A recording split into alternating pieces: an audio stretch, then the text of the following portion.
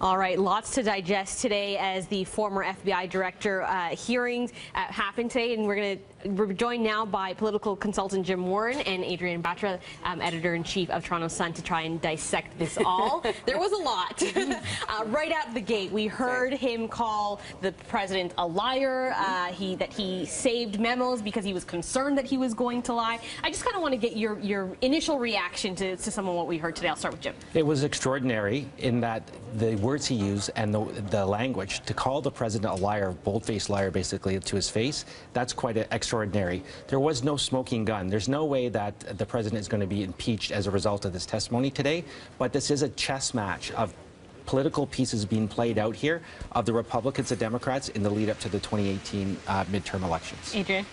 Donald Trump was not a loser today. I know that there's a lot of people on the Democratic side of the aisle who still have not accepted the results of the election from 2016, would have liked to have Jim Comey come out and say that the president told me to do this, the president ordered me to do that.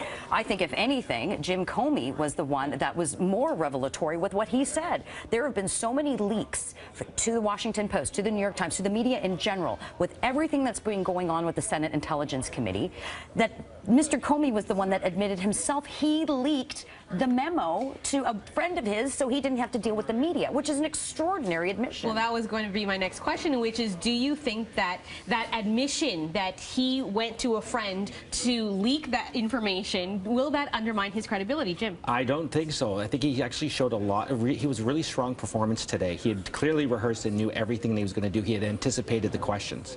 And I guess for him, he's kind of the frame of mind, Donald Trump's throwing me off a cliff. I'm going to try and grab his ankle and pull him with me. So he really is, he doesn't really care, I think, about his own reputation long term. I think he's looking to try and take down the president and land some body blows in the process. And you know, you talk about Trump not being the loser today, and he was vindicated when it was revealed that he was not under investigation. We did hear from his camp today. It's interesting, it was from his personal lawyer, not from the White House. What did you make of the kind of reaction? Well, I think that Donald Trump's staff finally got a grip on him today and took his Twitter account away so he wouldn't. For how long? We'll see. Right. But at the very least, the narrative today from the White House is not as negative as it has been in the past few weeks, in part because the president was busy with other things, you know, being president of the United States and, you know, trying to get things done.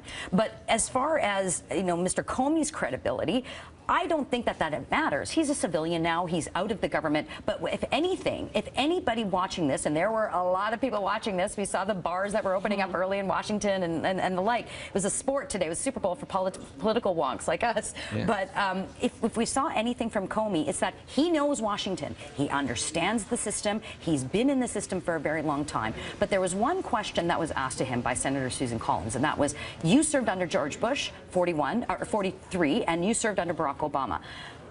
Did you make notes after your meetings with them? And he said no. And then he also then went to the Attorney General, Jeff Sessions, and said, I don't want to meet with the president by myself anymore. Then he proceeded to have 5 more meetings with him. So you think, talking about credibility, there's a lot. Yeah. Jim, I want to ask you a little bit about kind of how you see this playing out, because you mentioned no smoking gun. Right. People were hoping for a big bombshell today that was going to be the nail in the coffin.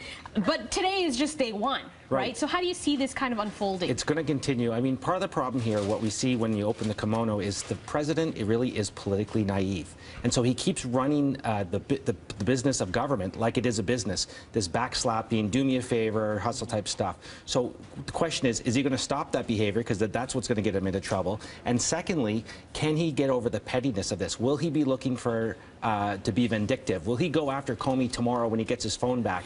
Or will he sort of take a breath and say, for the first time ever, I'm the president and I'm one. He lost his job and I still have mine. Right. Yeah, you laugh, but that's a real, you know, concern that when the president does break his silence, what will that first tweet be? Should Trump's camp be concerned of what more is to come? Is this just the tip of the iceberg? Well, I think that if we were going to have any revelations today, that it it would have come out. That was a very lengthy process with the Senate Intelligence Committee. There's a judicial committee that's looking at this as well.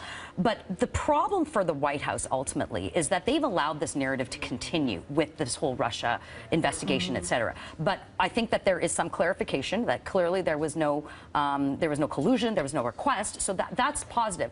But it's now up to the president himself, not his team, not his cabinet. It's up to Donald Trump to decide how the message will move forward and the narrative. And he just needs to grow up a bit. We run out of time. Do you think that he's going to have to hold on to that message for the next, not just couple of weeks, but years? Absolutely. And so we look at Watergate. When there was a president that was almost impeached, it was the breakup. It was the break-in. It wasn't the break-in. It was the cover-up. And so what are they going to do in the days to come to try and cover their tracks? That's where they can really get themselves into trouble. Well, it was really interesting to watch, and I'll be interested to see the rest of this as it all unfolds. Thank you both so much for joining us. Adrienne Batra with The Sun and Jim Warren, political analyst. Thanks so much for being with us.